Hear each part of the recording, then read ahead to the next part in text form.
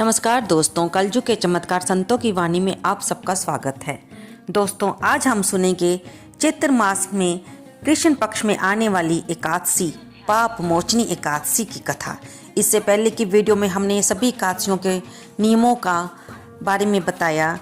आज यूँ तो सभी एकादशियों के व्रत पापों को समाप्त करके अनंत पुण्य प्रदान करते हैं, परंतु चैत्र मास के कृष्ण पक्ष की इस एकादशी का व्रत तो जन्म जन्मांतरों के पापों को नष्ट कर देता है।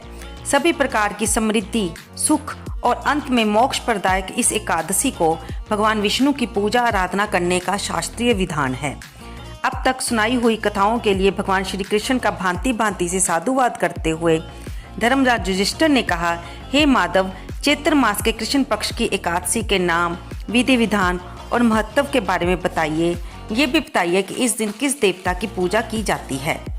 तब भगवान श्री कृष्ण ने कहा, हे युधिष्ठिर, चैत्र मास के कृष्ण पक्ष की एकादशी को पाप मोचनी एकादशी के नाम से जाना जाता है।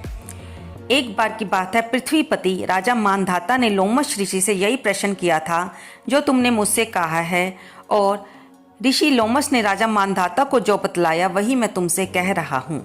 राजा मानधाता ने धर्म के गुहातम रहस्यों के ज्ञाता महर्षि लोमश से पूछा, हे ऋषि श्रेष्ठ, मनुष्य के पापों का मोचन किस प्रकार संभव है?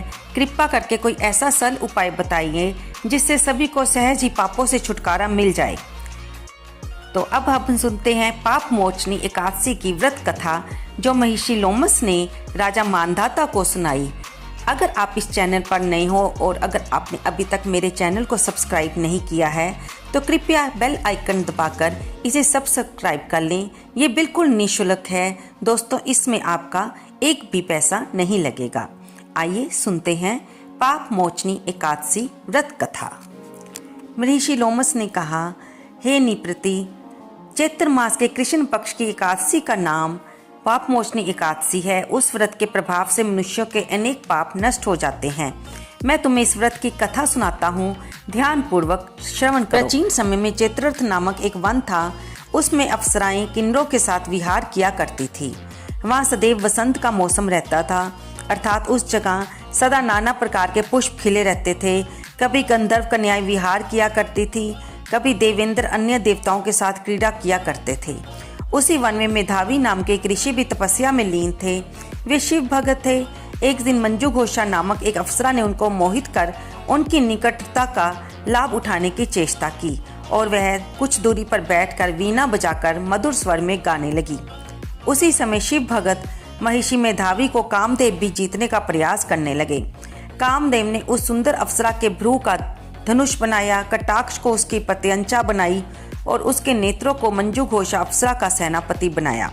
इस तरह कामदेव अपने शत्रु भगत को जीतने को तैयार हुआ। उस समय महर्षि मेधावी भी युवावस्था में थे और काफी हष्ट पुष्ट थे। उन्होंने जज्जोपवीत तथा दंड धारण कर रखा था। वे दूसरे कामदेव के समान प्रतीत हो रहे थे। उन्होंने जज्जोपवीत तथा दंड धारण कर रखा था। वे दूसरे कामदेव के समान प्रतीत हो रहे थे। उस मुनि को देखकर कामदेव के वंश में हुई मंजू घोषा ने धीरे धीरे मधुर वाणी से वीणा पर गायन शुरू किया। तो महर्षि मेधावी भी मंजू घोषा के मधुर गाने पर तथा उसके सौंदर्य पर मोहित हो गई। वह अप्सरा मेधावी मुनि को कामदेव से पीड़ित जानकर उनसे आलिंगन करने लगी। महर्षि मेधावी भी उसके सौंदर्य पर मोहित होकर शिव रहस्य को भूल गए और काम के वशीभूत होकर उसके साथ रमन करने लगे। काम के वशीभूत होने के कारण मुनि को उस समय दिन रात का कुछ भी ज्ञान ना रहा और काफी समय तक वे रमन करते रहे। तदुपरांत मंजू घोषा उस मुनि से बोली, हे ऋषिवर, अब मुझे बहुत समय हो गया है, अतः स्वर्ग जाने की आज्ञा दीजिए। अप्सरा की बात सुनकर ऋषि ने कहा, हे मोहिनी, संध्या को तो आई हो, प्रातःकाल होने पर चली जाना। ऋषि के ऐसे वचन सुनकर अप्सरा उनके साथ रमन करने लगी। इस तरह दोनों ने साथ साथ बहुत समय बिताया। एक दिन फिर मंजू घोषा ने ऋषि से कहा, विप्र, अब मुझे स्वर्ग जाने की आज्ञा दीजिए। मुनि ने कहा, हे रूपसी, अभी तो ज्यादा समय व्यतीत नहीं हुआ है, कुछ समय और ठहरो। तब मुनि की बात सुनकर अप्सरा ने कहा, हे ऋषिवर, आपकी रात तो बहुत लंबी है, आप स्वयं ही सोचिए, मुझे आपके पास आए कितना समय हो गया है, क्या अब ज्यादा समय ठहरना उचित है?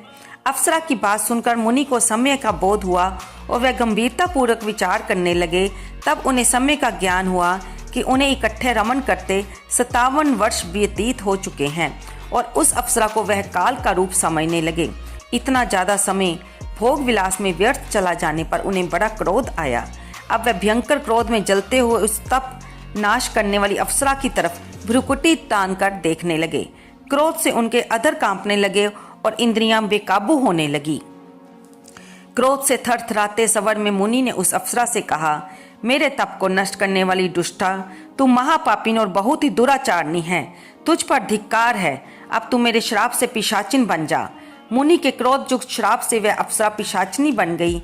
ये देखकर वह व्यथित होकर बोली, हे ऋषिवर, अब मुझ पर क्रोध त्याग कर प्रसन्न होइए और कृपा करके बतलाइए कि इस शाप का निवारण किस प्रकार होगा।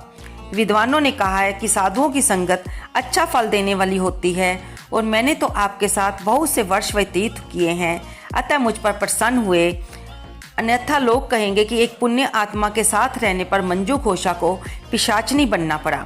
मंजू घोषा की बात सुनकर मुनि को अपने क्रोध पर अत्यंत ग्लानि हुई और वे बोले कि चैत्र मास के कृष्ण पक्ष की जो एकादशी है उसका नाम पाप मोचनी है।